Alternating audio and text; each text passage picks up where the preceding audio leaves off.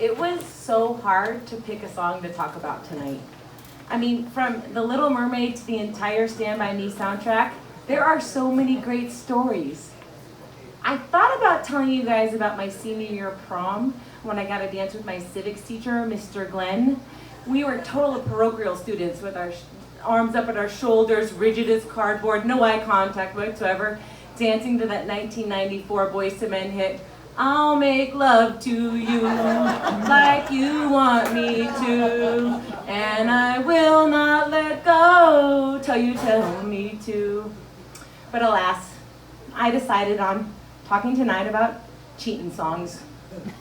80s country cheatin' songs, because those are the best kind. Now, before we get in, I need you to know the victims in this story are either dead or they're so knee-deep in therapy they need a cowboy and a shovel to get themselves out. So, all's forgiven here. Okay, let's just dig in. It was 1985, and my dad at the time was a nationally traveling furniture salesman. And he fit the cliche of a traveling salesman. And by that, I need you to know that he spent a lot of nights on the couch before he spent a lot more nights in his own apartment. I was in kindergarten when I met his neighbor, Carol. Carol was from Texas and as southern as a porch swing. She called my sisters and me darling. She gave us 2 scoops of ice cream and she wrapped the prettiest birthday presents I ever saw. And so to me, Carol was perfection.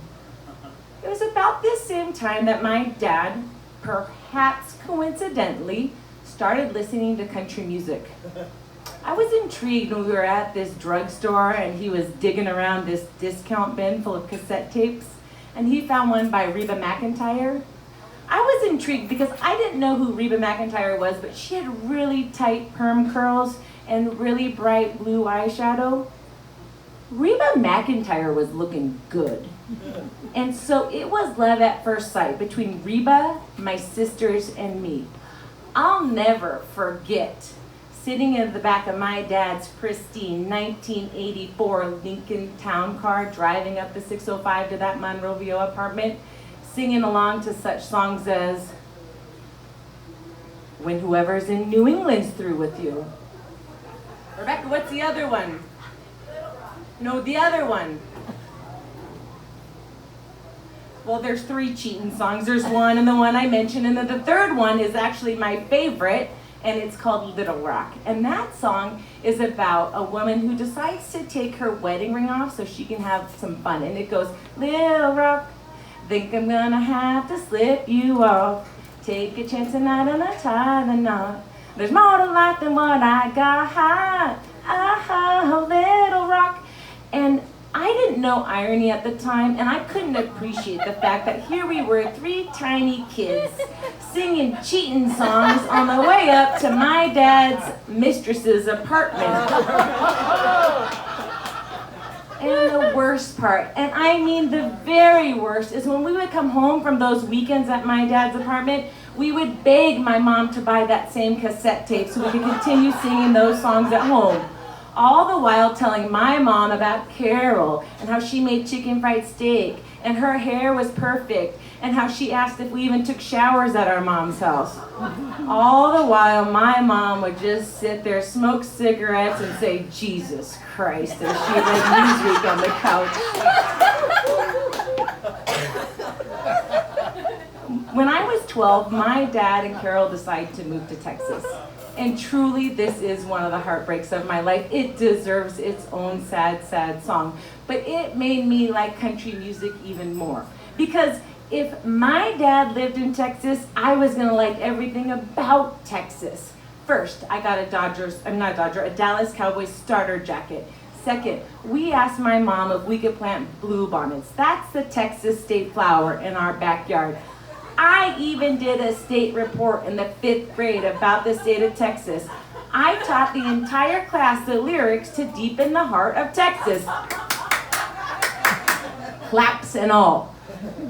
I was wearing the coolest shirt for my presentation, and that's because when my dad moved to Texas, he mailed me a shirt, and it was pink.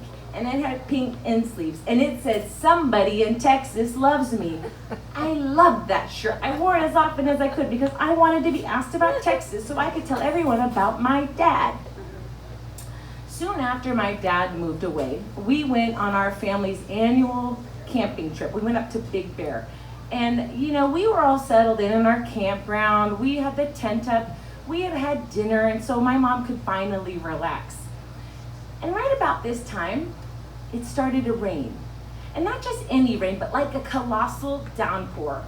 And it was so much that we said, okay, we should probably call it a night and go into our tent. So we head to the tent. At this point, we realized that somebody had left the tent open. And so our tent had become infested with big black beetles.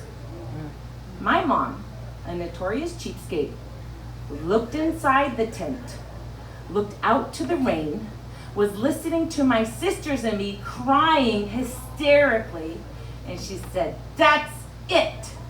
We're going to a hotel." My mom told us we were just going to get in the car and we will deal with the campground in the morning. This was very cool because we didn't get to stay in hotels very often, and the camp cots that we had back at the campsite were these cheap pieces of crap my mom nicked from a disbanded Girl Scout troop. A hotel bed was sounding pretty luxurious. So there we are in the hotel room, and we're getting all cozy, and then my mom goes, "Oh shit, I don't have anything to sleep in." And my sisters look around and we're digging, but nobody has anything because we abandoned the campsite so quickly. However, I grabbed my favorite shirt, which I sheepishly offered to my mom. And that's why somewhere in one of our family's dusty photo albums, there's a picture of my mom sitting back, laughing, smoking a Virginia Slim cigarette, wearing a very cool shirt that says, "Somebody in Texas loves me." Thank you. Give it up for Vickie Wippel.